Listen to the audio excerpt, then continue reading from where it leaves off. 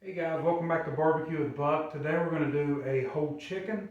I'm getting ready for New Year's meal tomorrow, so we're going to be using the neck and some of the innards for some of our other cooking I'll show you towards the end. The first thing we're going to do is I've got 2 cups of melted butter. I'm going to add a couple teaspoons of the Cajun two-step. I've always been a Tony's man until I tried this.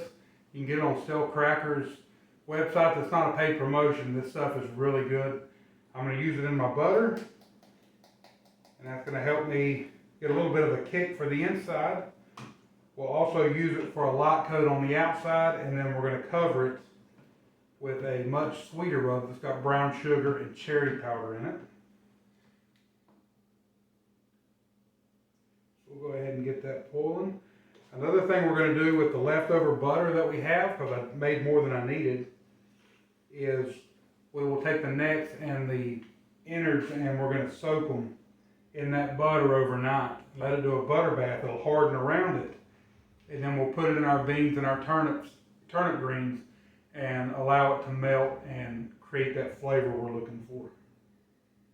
All right, make sure we give it that little bit of time to rest before we pull it.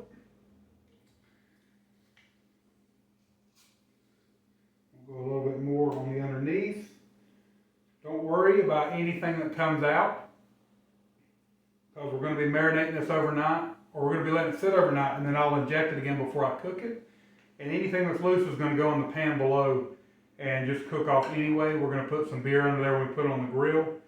When I do chicken this way, I tend to do it high heat for a less time. So I'll run it 275 to 285, cook it a little faster.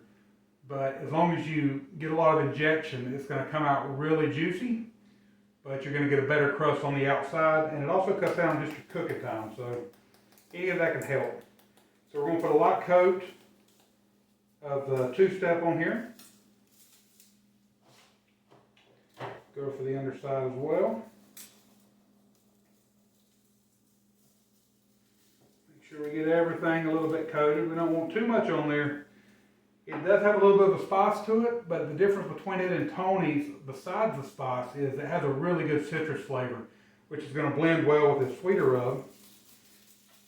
Which the one I'm using today is a Kansas City Touch of Cherry. It's made by Three Little Pigs. You can get that at Lowe's or about anywhere you go that carries barbecue supplies. It's a really good rub. It's not too sweet, but it's enough to balance out, and you can get some of that garlic and salt flavor underneath it. It doesn't overwhelm the flavor. So it's a nice cover for chicken. It's a good cover for pork. And if I'm using leftover beef in my omelet the next day, I also like to use it in my omelet. So it's very versatile. Suggest you give it a try. And if you're in the market for Cajun rub, I suggest you give that a shot too. Like I said, it's not a paid promotion, but if it's a good product, I'm going to tell you about it. So what we're going to do is put this in the fridge. We're going to let it set for overnight. I'll get it out in the morning and re-inject it.